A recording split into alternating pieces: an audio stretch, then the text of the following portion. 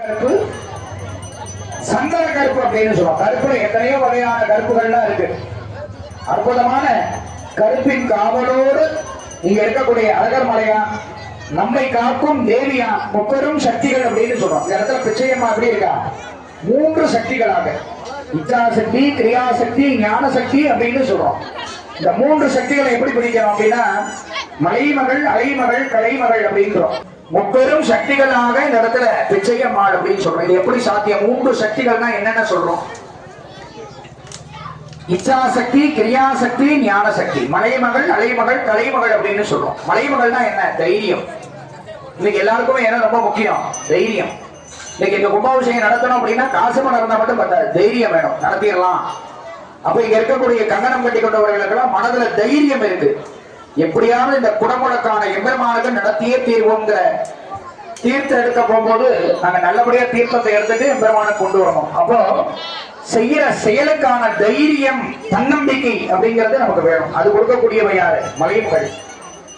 அப்ப முதல்ல சொன்னேன், ஒரு கும்பாபிஷேகம் நடத்தணும்னா பொருளாதாரம் கண்டிப்பா தேவை.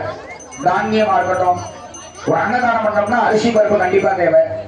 அதை வாங்கறதுக்கு முக்கியமா பொருளாதாரம், பணம், காசு, நமக்கான தொழில் கொடுக்கணும். அப்போ அதை கொடுக்கக்கூடியது யாரு? அலைமகள். எல்லா செல்வங்களையும் தரக்கூடியவள் யாருன்னா மகாலட்சுமியான அலைமகள். அடுத்தபடியாக இதெல்லாம் செஞ்சா பார்த்தா அதற்கான அறிவு, மூளை வேணும்.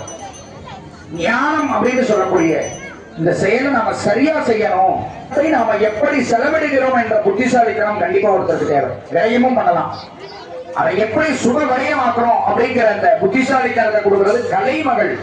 வித்தைகளுக்கெல்லாம் வித்தாக விளங்கக்கூடிய, ஞானத்தின் பொருளாக விளங்கக்கூடிய கலைமகள் அப்படின்னு சொல்றோம். அப்போ மலைமகள், அலைமகள், கலைமகள்னு மூன்றா பிரிச்சுக்கிறோம். இந்த மூன்று தேவியர்கள் யார் அப்படின்னா அம்பாள், கௌரி, மகாலட்சுமி, சரஸ்வதி. இந்த மூன்று நாயகிகளான முப்பெரும் தேவியர்கள் தான் இந்த இடத்துல ரூபமாக நாம் வணங்கக்கூடிய பிச்சையம்மா. அப்ப இந்த இடத்துல எப்படி உட்கார்ந்துருக்கா? மூன்று சக்திகளாக இந்த இடத்துல அம்பாள் உட்கார்ந்துருக்கா. அப்ப இந்த மூன்று சக்திகளும் சேர்ந்து இந்த இடத்துல இருக்கும் போது இங்க எத்தனையோ பேர் வந்திருப்போம். இங்க இருக்கக்கூடிய பக்தர்கள் எத்தனையோ பேருக்கு எத்தனையோ வகையான கோரிக்கைகள் இருக்கும். முதல்ல பிள்ளை செல்வம்.